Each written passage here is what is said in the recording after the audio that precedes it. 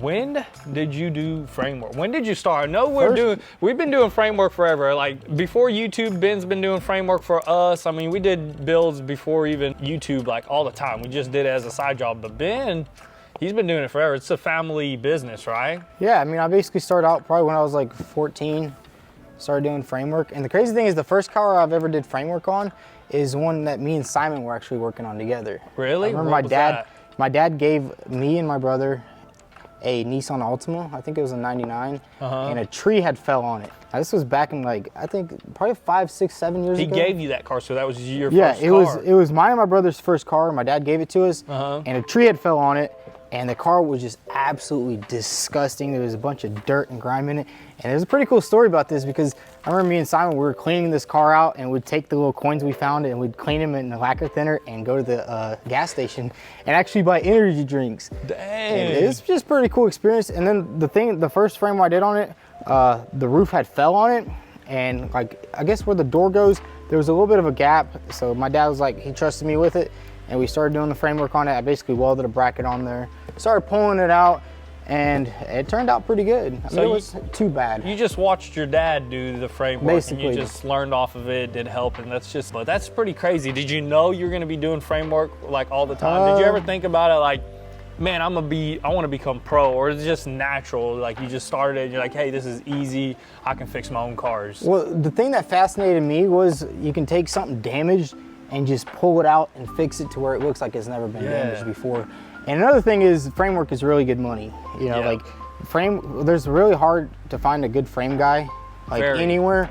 And like if you take your car to like a professional body shop, they're gonna charge you thousands. They're gonna write an estimate in the tens of thousands. And it's really not worth it. So for me, it was just like, this is a good way to make money. That's awesome. And not only that, is they're gonna probably take months. You know, they'll take months, and then they'll like, I mean, we do a pretty good job. We try to do everything to the book, but like some people, like if you find a frame guy, they'll see something super tiny, they won't even straighten it out. They'll be like, there's the hack jobs that I've seen over the years is insane. But that's why a lot of these cars that go to like auto body shops from insurance companies, that's why they total them out, because they give them such a high estimate. Yep.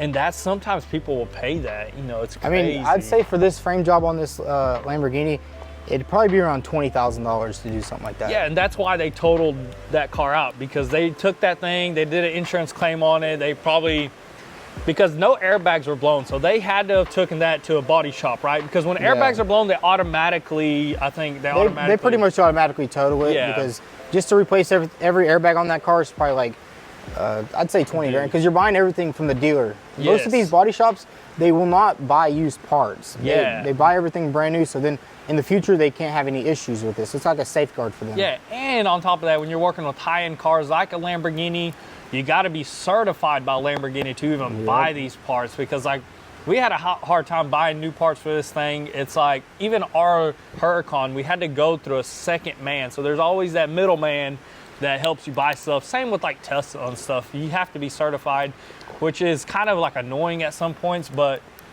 since we've been doing this for a couple years now, we know a lot of people that are in the game, so it's kind of a lot easier nowadays. But framework, and the junkyard business has been booming lately. Like, there's new junkyards popping up everywhere, especially like with exotic auto parts.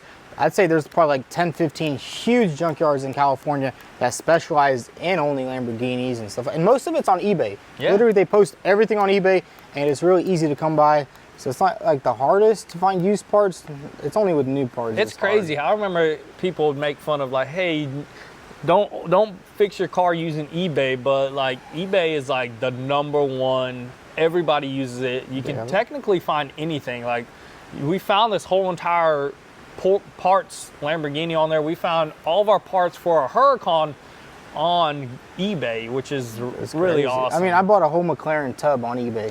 Ain't that wild? Hit the buy now button, a couple days later, a freaking entire car just showed up. Who delivered it? USPS or like a No, carrier? it had to be a carrier, so it was enclosed. I think it was, it was an enclosed trailer. So was it scary when you first started, or was you just like, whatever, if my dad can come show me what's going on?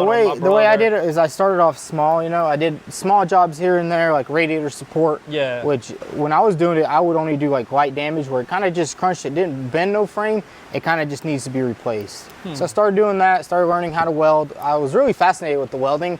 One thing that fascinated me about welding is you can just get 2 pieces of metal, weld them together solid, and bam. Something I didn't really experience, because I mean, back when I was younger, didn't really do much. And what we're using is just like hydraulic frame machines. Literally just hand measurement, eye and hand coordination.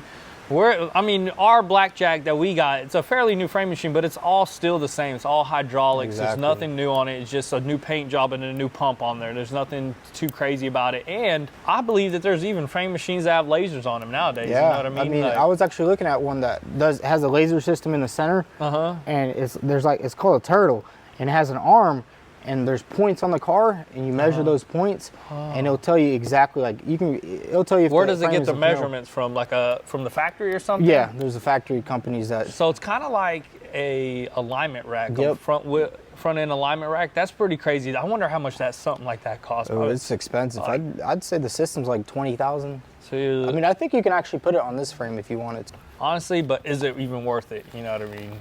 I mean, like for what we do, is it worth it? Maybe if you got like a massive shop and you're doing insurance work, yeah, yeah, it's worth it, 100%.